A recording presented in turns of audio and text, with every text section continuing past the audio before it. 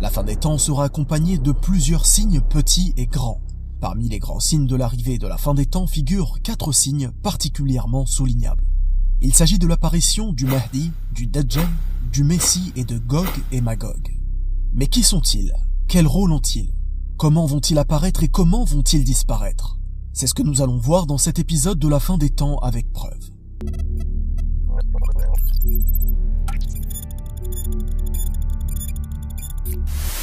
À l'approche de l'heure, un homme portant le même nom que le messager d'Allah sallallahu alayhi wa sallam apparaîtra.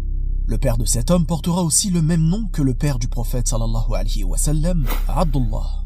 Allah, par son biais, donnera la suprématie à la religion et il régnera 7 années, pendant lesquelles justice et équité viendront submerger ce bas monde. L'argent sera donné à profusion et les bienfaits de cette terre se multiplieront. À quoi ressemblera-t-il? Certaines preuves religieuses nous rapportent qu'il aura le front dégarni et le nez aquilin, c'est-à-dire légèrement courbé.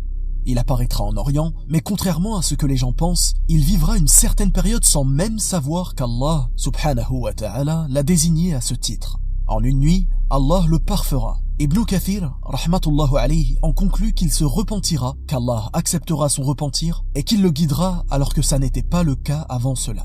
Tout ceci durera un certain temps, mais par la suite, le mal apparaîtra.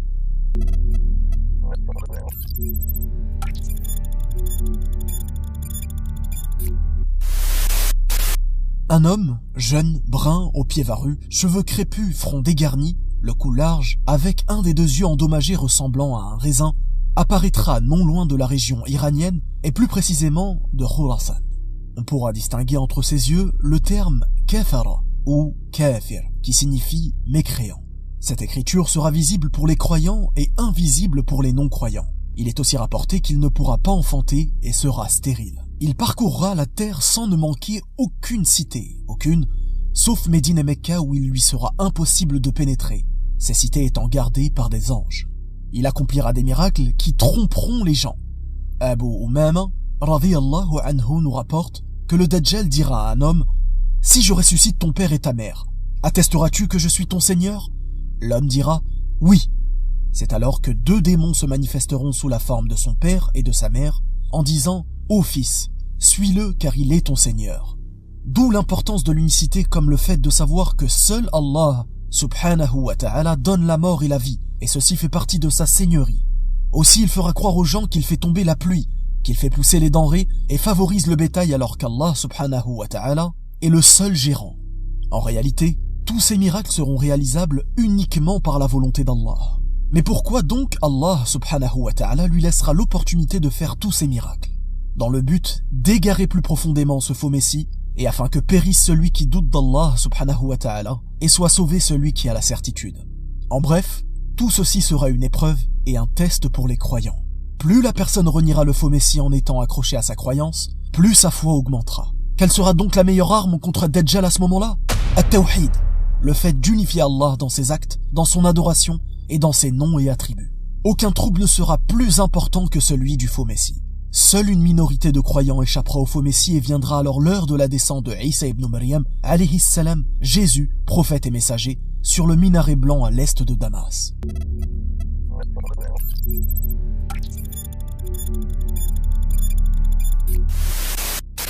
Isa ibn Maryam, alayhi salam, prophète et messager, descendra sur le minaret blanc à l'est de Damas en tant que Messie. À quoi ressemble-t-il? Les textes rapportés le décrivent de la sorte. C'est un homme de taille moyenne, ni long ni court, brun, la poitrine large et les cheveux plats. Il a une chevelure peignée et pommadée en dessous des oreilles qui emplit l'espace entre ses épaules.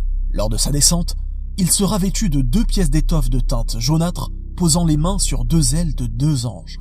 Son haleine s'étendra aussi loin que s'étend sa vue. Tout mécréant qui la sentira mourra sur le champ.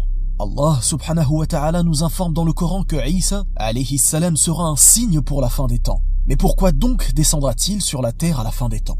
Ceci pour prouver que les injustes ne l'ont pas tué et ne l'ont jamais crucifié. Ce sera aussi la preuve qu'il n'est pas le fils de Dieu comme le prétendent certaines croyances égarées.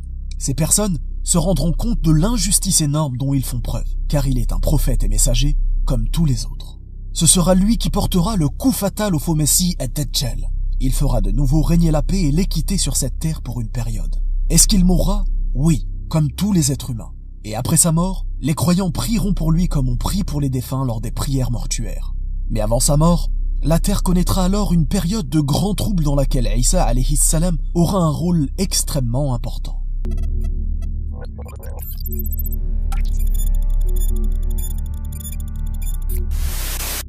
Sont-ils des monstres? Sont-ils des démons? Désigne-t-il une métaphore? Eh bien non, ils sont humains de la descendance de Adam alayhi salam, comme le rapporte Abdullah ibn Amr, radiyallahu anhu. Dans le même hadith, il est dit d'eux, lorsqu'ils seront envoyés aux gens, ils saccageront leur vie. À quoi ressemblent-ils? Il est rapporté qu'ils ont de petits yeux, le nez petit et fin, cheveux roux, et le visage large tel un bouclier martelé. Dans la sourate Al-Kahf, Allah subhanahu wa ta'ala nous informe que Dhul Qurnayn a érigé un remblai à leur encontre pour préserver un peuple qui était victime d'eux. Dans la sourate Al-Anbiya, Allah subhanahu wa ta'ala nous informe dans ce sens, jusque soient relâchés les Ya'juj et les Ma'juj et qu'ils se précipiteront de chaque hauteur. C'est alors que la vraie promesse s'approchera tandis que le regard de ceux qui ont mécru se fige. Malheur à nous, nous y avons été inattentifs, bien plus, nous étions des injustes. L'arrivée de Gog et Magog sera évocatrice de la proximité imminente de la fin des temps. Le soufflement dans la trompe, la destruction du monde et l'arrivée du jour des comptes n'aura alors jamais été aussi proche. Ils seront une épreuve très difficile pour l'humanité. Il sera alors très difficile de trouver de l'eau pour s'abreuver. Aucun être humain ne pourra faire quoi que ce soit contre eux si ce n'est par l'invocation. L'invocation de qui? De Isa alayhi salam, qui justement sera exaucé par Allah subhanahu wa ta'ala, comme nous informe le hadith authentique à ce sujet. Allah subhanahu wa ta'ala enverra alors des parasites afin de leur donner la mort et stopper leur action. Pourquoi ont-ils été créés?